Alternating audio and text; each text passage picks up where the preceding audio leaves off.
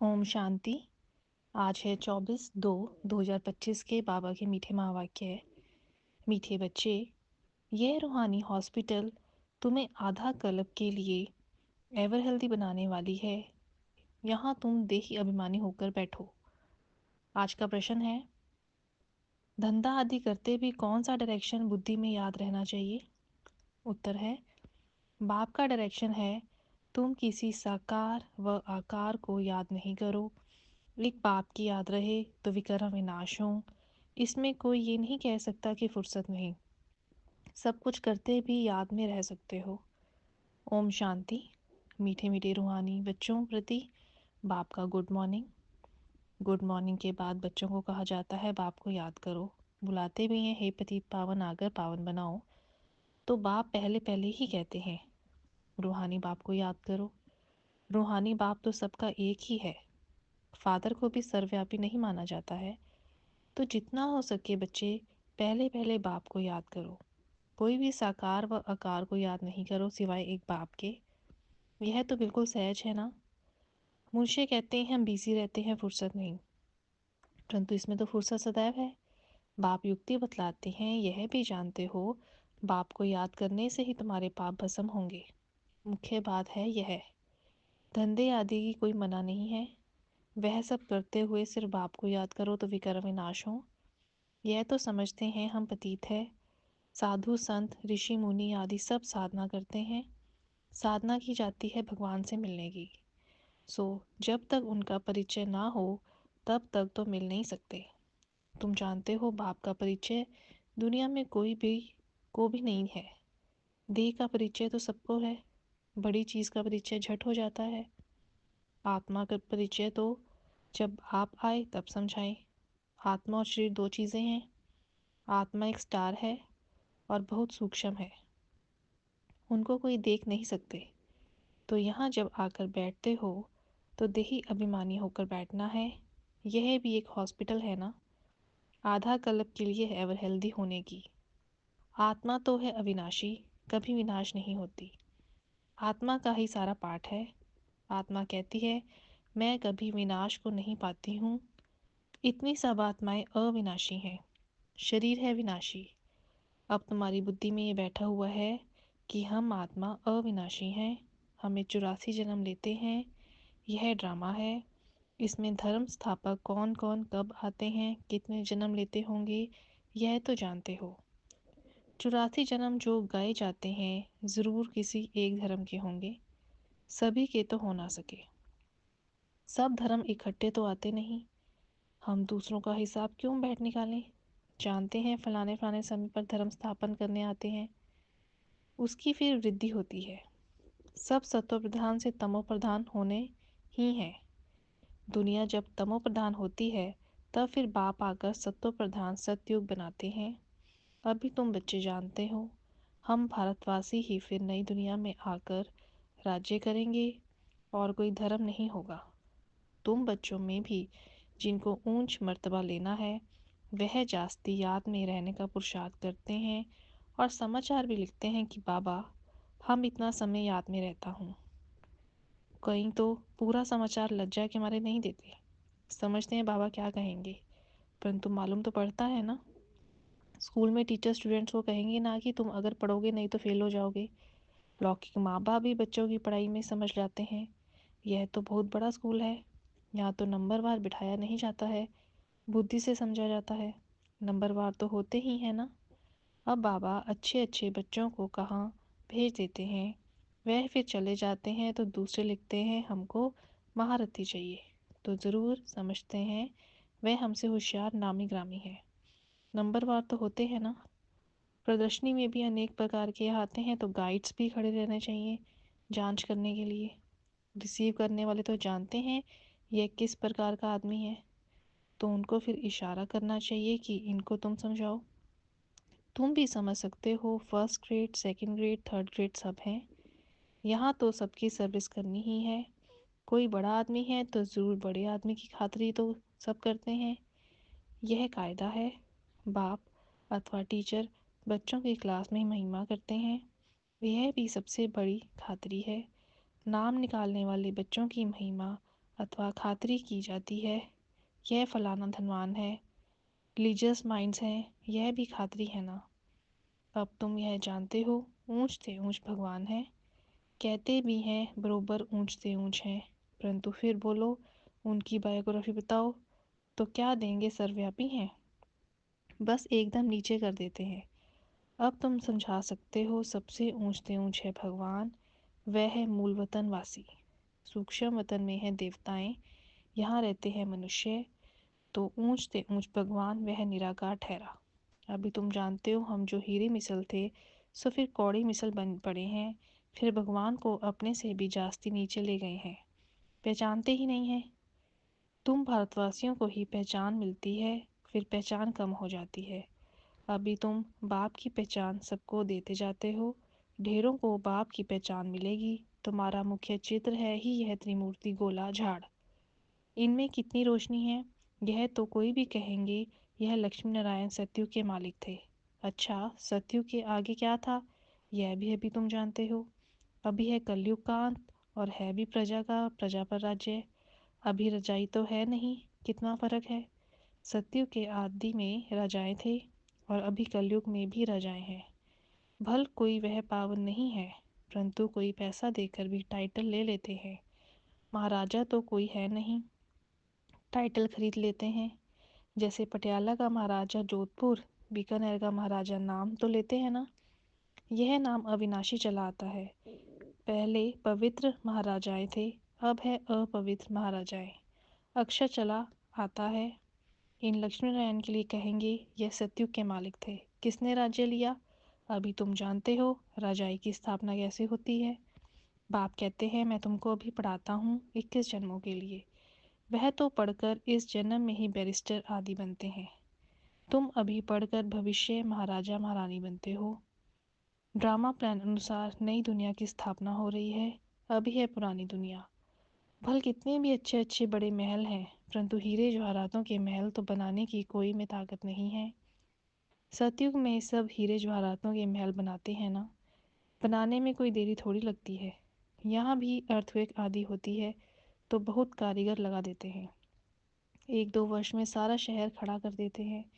नई दिल्ली बनाने में करके 8-10 वर्ष लगे, परंतु यहाँ के लेबर और वहाँ के लेबर्स में तो फ़र्क रहता है ना। आजकल तो नई नई इन्वेंशन भी निकालते रहते हैं, मकान बनाने की साइंस का भी जोर है, सब कुछ तैयार मिलता है, झट फ्लैट तैयार, बहुत जल्दी जल्दी बनते हैं। तो यह सब वहाँ काम में तो आते हैं ना, यह सब साथ चलने हैं, संस्कार तो रहते हैं ना, यह साइंस के संस्कार भी चलेंगे। तो बाप बच्चों को समझाते रहते हैं पावन बनना है, बाप को याद करो। बाप भी गुड मॉर्निंग कर फिर शिक्षा देते हैं, बच्चे बाप की याद में बैठे हो, चलते फिरते बाप को याद करो, क्योंकि जन्म जन्मांतर का सिर पर बोझा है। सीढ़ी उतरते उतरते 84 जन्म लेते हैं, अभी फिर एक जन्म में चढ़ती कला होती है। जितना बाप को याद करते रहेंगे उतनी खुशी भी होगी, ताकत मिलेगी। बहुत बच्चे हैं जिनको आगे नंबर में रखा जाता है, परंतु याद में बिल्कुल रहते नहीं हैं। भल ज्ञान में तीखे हैं, परंतु याद की यात्रा है नहीं। बाप तो बच्चों की महिमा करते हैं, यह भी नंबर 1 में है, तो ज़रूर मेहनत भी करते होंगे ना। तुम हमेशा समझो कि शिव बाबा समझाते हैं तो बुद्धि योग वहाँ लगा रहेगा, यह भी सीखता तो होगा ना। फिर भी कहते हैं बाबा को याद करो, किसको भी समझाने के लिए चित्र हैं। भगवान कहा ही जाता है निराकार को, वह आकर शरीर धारण करते हैं।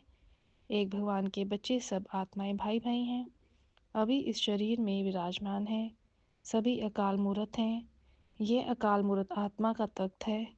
अकाल तख्त और कोई खास चीज़ नहीं है, यह तख्त है अकाल मूर्त का। भ्रिकुटी के बीच में आत्मा विराजमान होती है, इसको कहा जाता है अकाल तख्त। अकाल तख्त अकाल मूर्त का, आत्माएं सब अकाल हैं, कितनी अति सूक्ष्म है। बाप तो है निराकार, वह अपना तख्त कहाँ से लाएं। बाप कहते हैं मेरा भी ये तख्त है, मैं आकर इस तख्त का लोन लेता हूँ। ब्रह्मा के साधारण बूढ़े तन में अकाल तख्त पर आकर बैठता हूँ। अभी तुम जान गए हो सब आत्माओं को यह तख्त है। मनुष्यों की ही बात की जाती है, जानवरों की तो बात नहीं। पहले जो मनुष्य जानवर से भी बदतर हो गए हैं वह भी सुधरे। कोई जानवर की बात पूछे, बोलो पहले अपने तो सुधार करो। सतयुग में तो जानवर भी बड़े अच्छे फर्स्ट क्लास होंगे। किचड़ा आदि कुछ भी नहीं होगा। किंग के महल में कबूतर आदि का किचड़ा हो तो टन डाल दे, जरा भी किचड़ा नहीं। वहाँ बड़ी बड़ी खबरदारी रहती है, पहरे पर रहते हैं, कभी कोई जानवर आदि अंदर घुस ना सके। बड़ी सफाई रहती है। लक्ष्मी नारायण के मंदिर में भी कितनी सफाई रहती है। शंकर पार्वती के मंदिर में कबूतर दिखाते हैं तो जरूर मंदिर को भी खराब करते होंगे। शास्त्रों में तो बहुत दंड कठाई लिखती हैं। अभी बाप बच्चों को समझाते हैं। उनमें भी थोड़े हैं जो धारणा कर सकते हैं, बाकी तो कुछ नहीं समझते। बाप बच्चों को कितना प्यार से समझाते हैं, बच्चे बहुत बहुत मीठे बनो, मुख से सदैव रतन निकालते रहें। तुम हो रूप बसंत, तुम्हारे मुख से पत्थर नहीं निकलने चाहिए। आत्मा की ही महिमा होती है। आत्मा कहती है मैं प्रेसिडेंट हूँ, फलाना हूँ, मेरे शरीर का नाम यह है। अच्छा, आत्माएं किसके बच्चे हैं? एक परमात्मा के। तो ज़रूर उनसे वर्षा मिलता होगा। वह फिर सर्वव्यापी कैसे हो सकता है? तुम समझते हो, हम भी पहले कुछ नहीं जानते थे, अभी कितनी बुद्धि खुली है। तुम कोई भी मंदिर में जाएंगे समझेंगे यह तो सब झूठे चित्र हैं। 10 भुजाओं वाला, हाथी की सूंड वाला कोई चित्र होता है क्या? यह सब है भक्ति मार्ग की सामग्री। वास्तव में भक्ति होनी चाहिए एक शिव बाबा की, जो सबका सद्गति दाता है। तुम्हारी बुद्धि में है लक्ष्मी नारायण भी 84 जन्म लेते हैं, फिर ऊंच से ऊंच बाप ही आकर सबको सद्गति देते हैं। उनसे बड़ा कोई है नहीं। यह ज्ञान की बातें तुम्हारे में भी नंबरवार धारण कर सकते हैं। धारणा नहीं कर सकते तो बाकी क्या काम करके के रहे। कई तो अंधों की लाठी बनने के बदले अंधे बन जाते हैं। गऊ जो दूध नहीं देती तो उसे पिंजरपुर में रखते हैं, यह भी ज्ञान का दूध नहीं दे सकते हैं। बहुत हैं जो कुछ पुरुषार्थ नहीं करते, समझते नहीं कि हम कुछ तो किसका कल्याण करें। अपनी तकदीर का ख्याल ही नहीं रहता, बस जो कुछ मिला सो अच्छा। तो बाप कहेंगे इनकी तकदीर में नहीं है। अपनी सदगति करने का पुरुषार्थ तो करना चाहिए। देही अभिमानी बनना है। बाप कितना ऊंचते ऊंच है और आते ही देखो कैसे पति दुनिया पति शीर में है। उनको बुलाते हैं पति दुनिया में। जब रावण दुख देते हैं तो बिल्कुल ही भ्रष्ट कर देते हैं। तब बाप आकर श्रेष्ठ बनाते हैं। जो अच्छा पुरुषार्थ करते हैं वे राजा रानी बन जाते हैं, जो पुरुषार्थ नहीं करते वे गरीब बन जाते हैं। तकदीर में नहीं है तो तदबीर कर नहीं सकते। कोई तो बच्चे बहुत अच्छी तकदीर बना लेते हैं। हर एक अपने को देख सकते हैं कि हम क्या सर्विस करते हैं। अच्छा, मीठे मीठे सिकीलते बच्चों प्रति बाप दादा का याद प्यार और गुड मॉर्निंग। रूहानी बाप की रूहानी बच्चों को नमस्ते। हम रूहानी बच्चों की रूहानी बाप दादाजी को याद प्यार, गुड मॉर्निंग, नमस्ते, ओम शांति, ओम शांति। शुक्रिया बाबा, शुक्रिया। धारणा के लिए मुख्य सार है, रूप पसंद बन, मुख से सदैव रतन निकालने हैं, बहुत मीठा बोलना है, कभी भी पत्थर नहीं निकालना है। दूसरा है, ज्ञान और योग में तीखा बन, अपना और दूसरों का कल्याण करना है, अपनी ऊंच तकदीर बनाने का पुरुषार्थ करना है, अंधों की लाठी बनना है। आज का वरदान है, संतुष्टता द्वारा सर्व से प्रशंसा प्राप्त करने वाले सदा प्रसन्न चित भव। संतुष्टता की निशानी प्रत्यक्ष रूप में प्रसन्नता दिखाई देगी, और जो सदा संतुष्ट व प्रसन्न रहते हैं उनकी हर एक प्रशंसा अवश्य करते हैं। तो प्रशंसा प्रसन्नता से ही प्राप्त कर सकते हो। इसलिए सदा संतुष्ट और प्रसन्न रहने का विशेष वरदान स्वयं भी लो और औरों को भी दो, क्योंकि इस यज्ञ की अंतिम आहुति सब ब्राह्मणों की सदा प्रसन्नता है। जब सभी सदा प्रसन्न रहेंगे तब प्रत्यक्षता का आवाज़ गूंजेगा, अर्थात विजय का झंडा लहराएगा। आज का स्लोगन है, डायमंड बन। डायमंड बनने का मैसेज देना ही डायमंड जुबली मनाना है। अव्यक्त इशारे हैं, एकांत प्रिय बनो, एकता और एकाग्रता को अपनाओ। एकांतवासी बनना अर्थात चारों ओर के वाइब्रेशन से परे चले जाना। कई ऐसे होते हैं जिन्हें एकांत पसंद नहीं होता, संगठन में रहना, हंसना बोलना ज़्यादा पसंद आता है। लेकिन यह हुआ बाहर मुक्ता में आना। अभी अपने को एकांतवासी बनाओ, अर्थात सर्व आकर्षण के वाइब्रेशन से अंतर्मुख बनो। अब समय ऐसा आ रहा है जो यही अभ्यास काम में आएगा। अगर बाहर की आकर्षण के वशीभूत होने का अभ्यास होगा तो समय पर धोखा दे देगा। अच्छा, ओम शांति। शुक्रिया बाबा, शुक्रिया।